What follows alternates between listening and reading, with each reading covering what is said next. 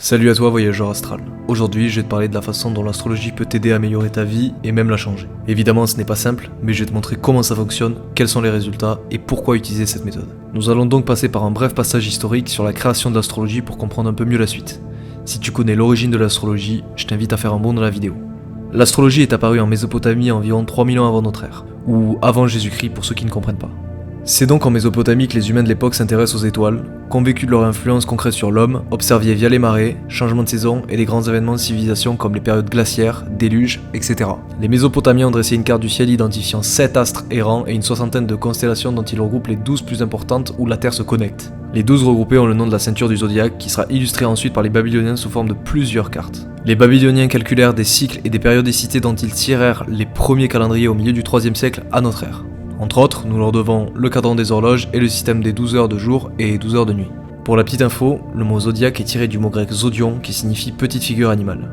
L'astrologie a été très développée jusqu'à ce que le christianisme écrase toute divination qui n'était pas liée à son dieu, comme les dieux grecs, les dieux nordiques, les dieux égyptiens et bien d'autres. L'astrologie fut longtemps utilisée par ces mêmes chrétiens à titre dit naturel, pour l'agriculture, la navigation ou même la médecine. Pour tout ce qui est côté divinatoire, c'était interdiction totale, car elle était comme un signe de manifestation du démon. Quant à toi, si tu es sceptique de l'astrologie, je t'invite à continuer à regarder cette vidéo jusqu'à la fin. Tu seras surpris de voir à quel point cette pratique ancestrale peut être utile. Je pourrais développer un peu plus, mais ce n'est pas le thème de la vidéo. Passons à la suite. Pourquoi l'astrologie peut changer ta vie? Outre de voir cela comme de l'occultisme pur et du caca ambulant vendu par des centaines d'astrologues en carton pour voir ton avenir, l'astrologie va te permettre de remplir cette barre énergétique de la connaissance de soi. Personnelle dans un premier temps, puis ensuite avec des groupes amicaux et en couple. Tu n'es pas sans savoir que les énergies sont invisibles et qu'elles ne naviguent pas que sur Terre. La Terre tourne autour du Soleil de manière cyclique et donc tous les ans, à une certaine période de l'année, au même endroit se retrouvent les planètes et les constellations environnantes. Elles ont donc un effet non matériel affluent sur toi, tout le temps et depuis ta naissance. Tout d'abord, tu dois connaître ton signe solaire. Celui-ci est ta date de naissance avec ton mois, qui représente un jour précis, l'inclinaison de la Terre face aux étoiles pendant ta venue sur celle-ci. Le signe solaire est dit une énergie masculine. Vous êtes normalement tous censés connaître votre signe solaire. Ensuite vient l'ascendant de ton signe solaire, qui est plutôt simple à trouver. Je te le laisse calculer via des sites comme Evogène, liés en bio. En dernier, le descendant, appelé aussi signe lunaire plus communément. Très important, ce dernier correspond à notre capacité réceptive, à notre profil amoureux, à nos émotions en général. On dit qu'il représente la partie féminine de notre personnalité. Pour le calcul de votre signe lunaire, c'est plutôt simple mais légèrement plus compliqué que le solaire ou l'ascendant. Tout va se passer en 3 phases très rapides avec les graphiques affichés à l'écran. Première phase, le nombre qui correspond à ton année de naissance. Deuxième phase, le nombre qui correspond à ton mois de naissance. Et la troisième phase, il faut que tu additionnes le tout pour avoir un résultat. Si tu es né par exemple le 21 mars 1971, tu vas devoir faire l'addition de 21, qui est le jour de ton naissance, plus 24 qui correspond à l'année 1971 vue dans le graphique. Ensuite, plus 4 qui correspond au mois de mars, vu dans le graphique également. Tout ça est égal à 21 plus 24 plus 4, et qui est égal à 49. Une fois ce chiffre atteint, tu vas devoir regarder l'autre graphique. Je te l'affiche à l'écran. Le mien se situe entre 29 et 54, donc je vais devoir retirer 27. Je retire 27 à 49 et j'obtiens 22. Une fois fait, j'ai plus qu'à rapporter mon autre chiffre sur l'autre graphique. Ça me permettra de savoir que mon signe lunaire est Capricorne. Voilà. Donc je te laisse calculer et je te laisse trouver le résultat. Une fois tout ça fait, tu as ton thème astral complet. Il ne te reste plus qu'à utiliser la magie d'internet pour voir si tout te correspond. Dès que tu auras approfondi tes recherches, tu verras que les descriptifs de tes signes te collent à la peau. Vient le moment d'aborder quelqu'un, séduire ou même nourrir une discussion.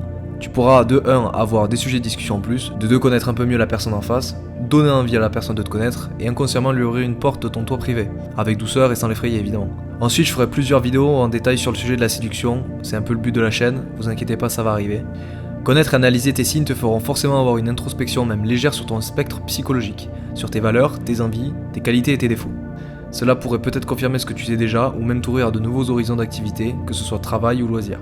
Prendre tous ces paramètres peut te faire prendre des chemins dont tu es capable de prendre mais que tu n'aurais jamais osé prendre. Aller voir une fille ou un garçon, postuler un travail, se lancer dans un nouveau sport et même oser demander de l'aide à quelqu'un. Pense à mettre ton ego de côté et dis-toi que tu ne sais rien et qu'il y a tout à apprendre. Cela te permettra d'être un être plus complet, plus fort, plus intuitif et plus intelligent. Si tu as écouté ces conseils, si tu as osé voir cette fille ou ce garçon, tu es forcément mieux que le tour d'avant. Cette activité que tu n'oses pas entreprendre mais qui une fois enclenchée te permet d'être plus compétitif, plus intelligent et plus fort, te permettra d'être plus épanoui. Et au final, tu seras forcément mieux qu'avant. Un autre exemple, si tu frappes dans un mur en étant énervé au lieu d'aller faire du sport, tu vas te faire mal, tu vas peut-être te casser la main, et tu vas déclencher une des lois d'attraction qui est la négativité. Tu attires ce que tu es, donc tu vas attirer de la négativité. Cela te mènera à ne pas travailler sur tes projets qui sont des fois en partie physiques outre le travail.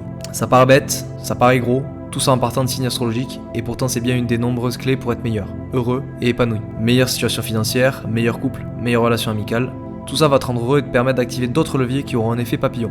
Tout ça est lié à la loi de l'attraction, tu attires ce que tu es. J'espère que la vidéo t'a plu, abonne-toi, like, partage, j'en ai besoin de cette récompense, pense à lâcher un commentaire, c'est très important. On se retrouve pour une prochaine vidéo sur l'astrologie, et je te dis à bientôt.